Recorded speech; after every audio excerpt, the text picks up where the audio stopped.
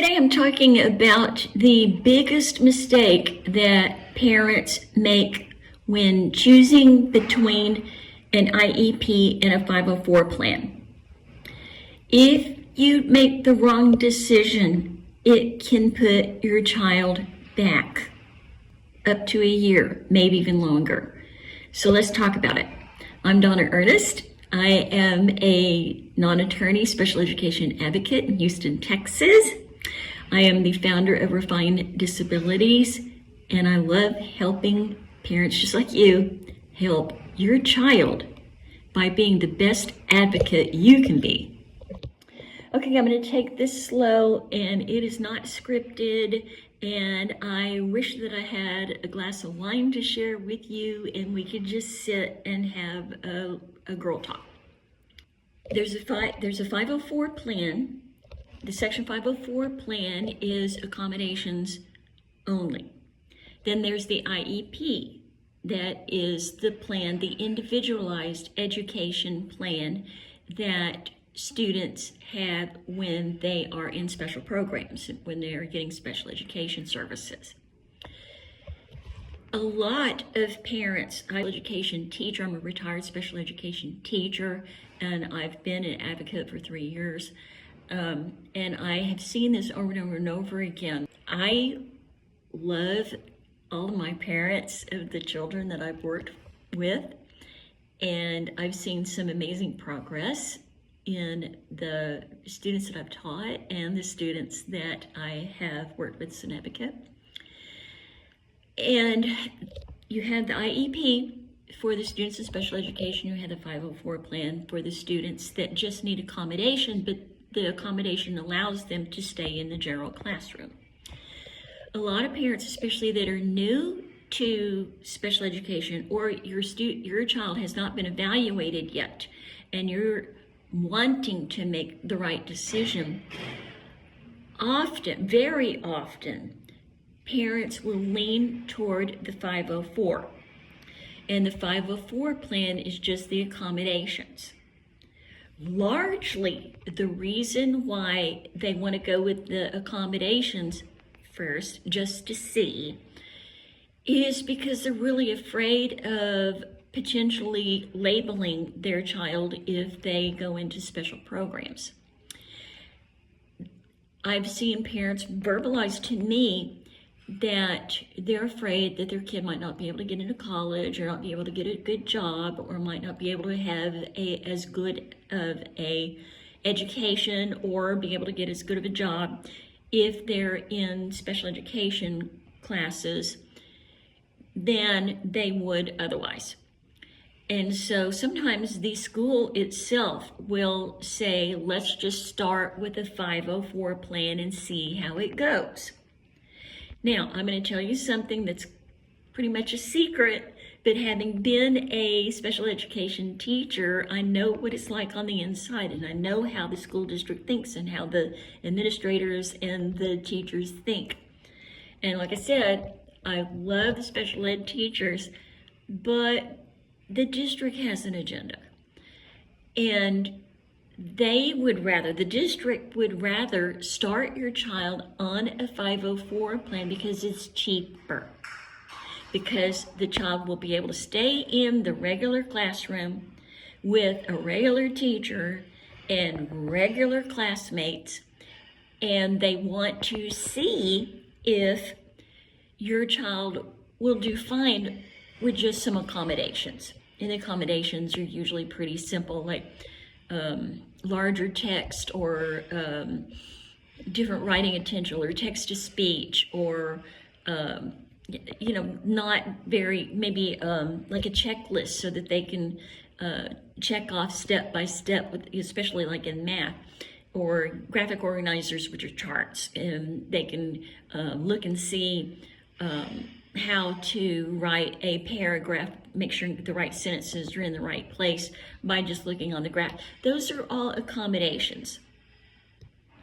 Others are like changing the lighting. Like if the student is autistic and has a sensitivity to light, then you can put those filters up over the lights, and it really kind of softens the room.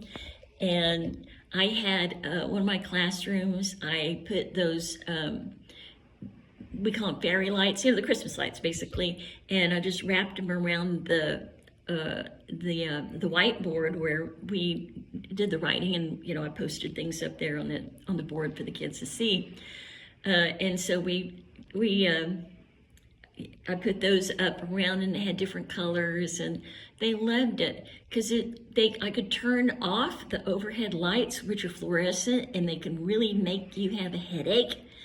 Sometimes they buzz, and for somebody that's really sensitive in sensory issues, that can tear them apart to the point where they just cannot concentrate. So if you do those things, those are accommodations, and that's fantastic. When you find out, hey, this works. This is great. Let's put that in the 504 plan, or let's put it into the IEP.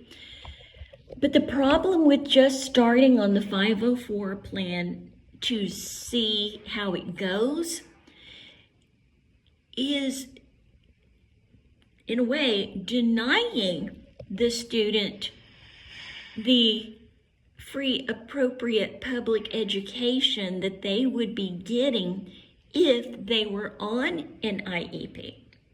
So there is a line in the law. I'm not an attorney. I don't practice law.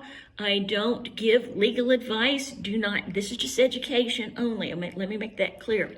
Okay, but there is a section in the IDEA, the Individuals with Disabilities Education Act, which is the big law for special education. There is a line or two in there that says that if you suspect that a student or a child may have a disability, you need to get the child evaluated to see if they qualify for special education. It is Section 300, 111, child fine. And so a part of the child fine paragraph or sentences in the law, in the IDEA, state that if you think a child might have a disability, even if you're just kind of suspicious and you're not really saying it out loud, you're supposed to tell the special education coordinator, the special education teacher, the administrator, the principal, tell somebody at the school that you suspect that your child or some other student maybe could have a disability, and get them evaluated. Now, for you and for a lot of parents that I've seen through the years are afraid of doing that. They're afraid of saying they don't want their child to have a disability. They would rather be in denial. They would rather make an excuse or something like that. And that's pretty normal. That's pretty typical. It's pretty understandable. But all you're doing when you are getting the evaluation is finding out whether they qualify for an IEP or they don't. If they don't, okay, then you can go visit the Section 504 plan again. But if they do qualify with a disability to the level where they need special education, specially designed instruction, then you're going to get the evaluation, and the evaluator is going to go through this really thorough evaluation called a full individualized evaluation, and it measures all kinds of things. Intellectual, cognitive ability, of course, but also reading levels and math levels, and you can get like the speech therapist involved, other therapists involved, to be able to see if the student does qualify for an IEP. And then you will meet together after the evaluation is finished. It takes about 30 to 45 days for the whole process. And then you'll meet together, and the evaluator will tell you, hopefully a little bit before the meeting, but there's going to be a meeting where the ARD committee, in Texas, it's IEP committee. In other states, but in Texas, it's the ARD, Admission, Review, and Dismissal, ARD committee. We'll get together and find out if your child does qualify for an IEP. If they do, then they will plan an IEP right then and there, and they will set, they'll write down what the present levels are. That's the baseline. And then they're going to take data, and they will take data on your child's, where their baseline is, and then are they going to make progress? And hopefully they're going to make progress. So they set goals depending on what the disability is, and then they have a list of accommodations that they'll provide for your child. And in the beginning, they may not know, and so it's like, we're going to try some stuff. They can do that during the evaluation, while the evaluation is being done. Your special ed teachers can just see if, this or that might work. And just think of it's like a toolbox, and you're like, you don't know yet what your child really needs or not. And so they're just testing, because if your child ends up with a 504, they're going to get the accommodations anyway, right? So, they'll do that. And then they'll discuss, once they get the results, they'll discuss the placement, like what room or what level of services are they going to get? Are they going to stay with the regular classroom in the big classroom? Are they able to handle that? Or do they need to be moved to a smaller class size, which may be quieter, or definitely will get more intense instruction where the teacher only has 5 students or so. And if it looks like your child needs even more attention than that, and more intense instruction than that, then you can either schedule some one-on-one time for your child independently of anybody else, or your child may need to go into a life skills classroom where they're on a much lower level than what their classmates are.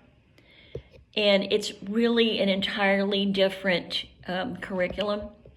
But if they're in the small group, it's still the same curriculum. It's the same thing that the regular classmates are receiving, but just in a way that your child can understand it better. So maybe take it a little slower, or maybe teach the same thing at a little bit lower grade level, but it's still exactly the same subject. So it just depends on your child. So a lot of parents are afraid of doing that because they're afraid that their child is not going to be successful in school if they're on an IEP. And I wish I could tell you all of the student successes that I've had, and hopefully on this channel through the years that we are together, that you'll be able to hear just the most heartwarming. Sometimes these kids come in and their stories, their history is just, it's just heart-wrenching what they've been through. And to be able to find, where is that spark? Where is that light? Where is this child's strength? Where is their interest? Where is their talent? And really, really hone in on that and develop that.